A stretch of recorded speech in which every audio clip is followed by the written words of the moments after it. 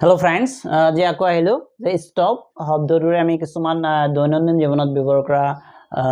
sentence form কৰিম so stop শব্দটোৰ ইংৰাজী অৰ্থ হ'ব to close up আৰু ইয়াৰ অসমীয়া অৰ্থটো হ'ব বন্ধ কৰ সো stop শব্দটোৰে আমি যেতিয়া সেন্টেন্স ফৰ্ম কৰিম ইয়াৰ এটা নিয়ম আছে যে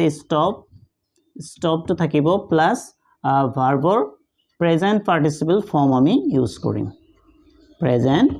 পাৰ্টিসিপল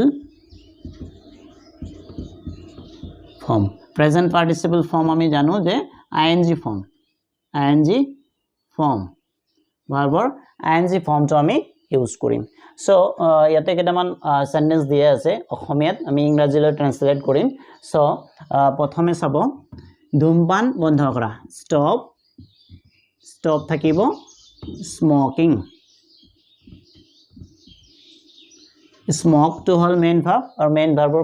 প্ৰেজেন্ট পাৰ্টিসিপল ফৰ্মটো হ'ব smoking এতিয়া লিখা বন্ধ কৰা stop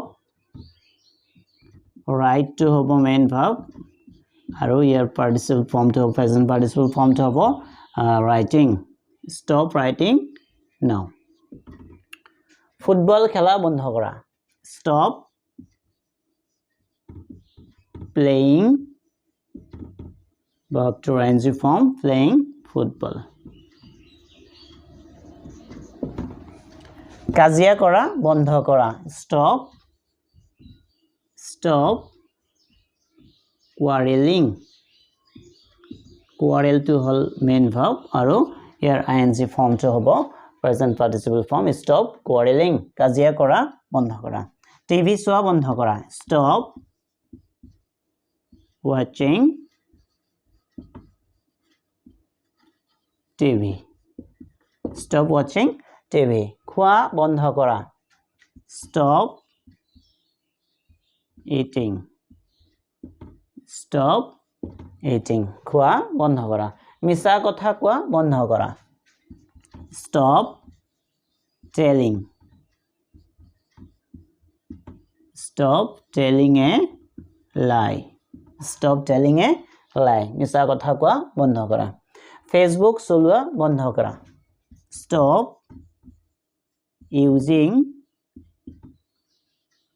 Facebook user present participle form using কথা কোৱা বন্ধ কৰা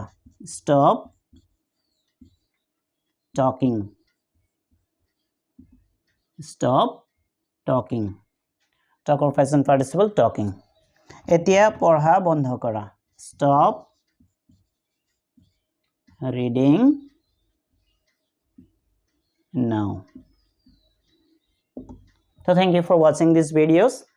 so এনেকুৱা ধৰণৰ ভিডিও পাবলৈ ভিডিওটো শেয়াৰ কৰিব thank you